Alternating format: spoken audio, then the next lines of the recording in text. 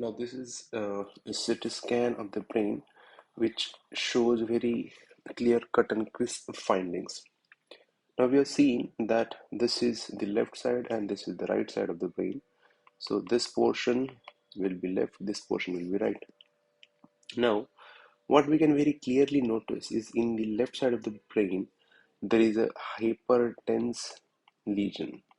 And we already seen that any hyperdense lesion on a CT scan brain, it either blood or calcium or bone. So this is definitely not a bone because it has to be on both side of the brain. Calcium, sudden onset of this much of calcium deposition is usually not possible. So any patient presenting with sudden onset of some symptoms, he has to have some bleed if this is the finding. So this definitely is bleed because blood appears as dense white as bone. So this is the bone density, radio density. This is very dense white, and this is also as dense as the bone. Now we can see that we can trace this blood here, here, here, and in these all images up to here also. So it can be either hypertensive bleed, it can be either subarachnoid hemorrhage bleed, or it can be CVST, that is cortical venous sinus thrombosis bleed, because in CVST also we get bleed. Now, in cortical sinus venous thrombosis, it is not the only bleed which is the problem. It usually always have the infarct. So presence of infarct with bleed suggests CVST. In CVST, there will be an infarct and there will be bleed. And the CVST patients, they usually don't have any history of hypertension or diabetes. CVST is very common in females as well as male patients. So any young patient presenting with a hemorrhagic infarct or a radiodense as well as radio opaque lesion or a radiolucent lesion, we highly suggest CVST. And CVST usually it appears in the peripheral region. It won't actually appear in the middle of the brain, so it is very common. For hypertensive bleed, the most common site for hypertensive bleed is PTPC, that is putamen is the most common site for hypertensive bleed. So putaminal region is actually in this region. This is the putaminal area. Then T is thalamus. So this is the area of thalamus.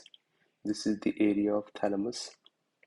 Then P is pons, that is the brainstem structure. So this is the pons, this is the pons. These are the pons cuts, these are the pons levels. This is the pons area, which is in the midline. And this is C, that is cerebellum. So this is the cerebellar area. This is the cerebellar area. So these are the most common site of hypertensive bleed, and the patients usually always have high blood pressure history. Or if the blood pressure history or hypertension history is not there, the patient will always have presenting with high blood pressure. So ECG may show LVH with strain. Echo may show very commonly moderate to severe ventricular hypertrophy, or the blood pressure measurements can show that the patient has persistent high blood pressure.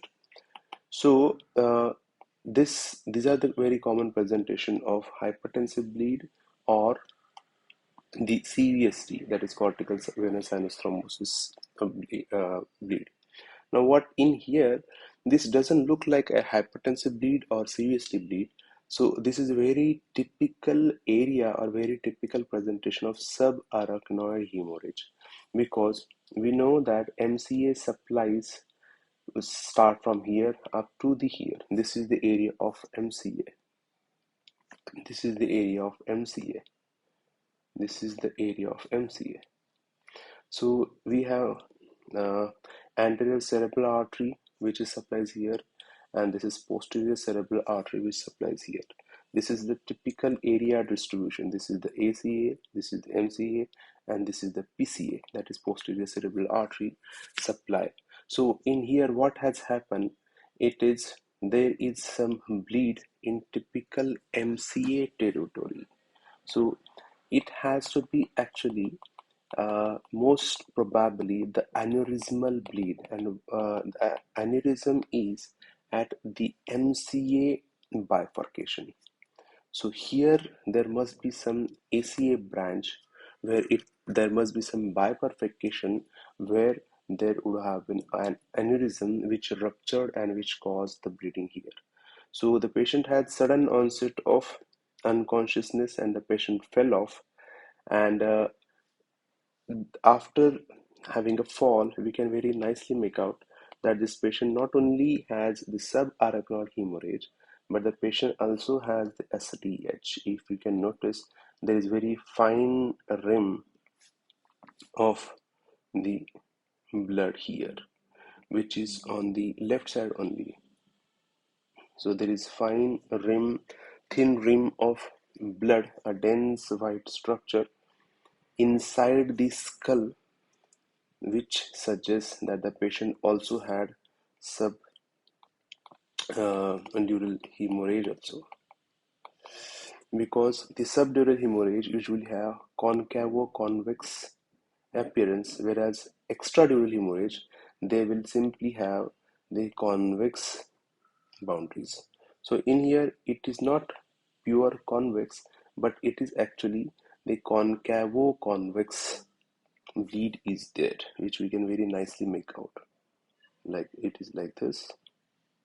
So this is because of the fall, and this bleed is because of the rupture of the aneurysm, which he must be having. And it was diagnosed also that the bifurcation of the MC branch at that aneurysm on the CT angiography of the brain.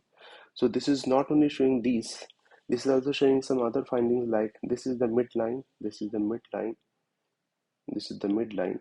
So the left-sided ventricles, they are not able to, we are not able to visualize them very well. Here, the left-sided ventricle, we are not able to visualize because it is all compressed because of the edema and subdural hemorrhage. So there is definitely shifting of the brain towards the right side. There is edema, and that is compressing the lateral ventricle significantly. So here also the lateral ventricle, the posterior horn is not visible, and this lateral ventricle has almost come to right side of the brain. So there is midline shifting. You can notice here also there is midline shifting. There is ventricular compression, brain compression. So this patient has subarachnoid hemorrhage, subdural hemorrhage, cerebral edema, midline shift, so many findings. And that's all for now, and thank you.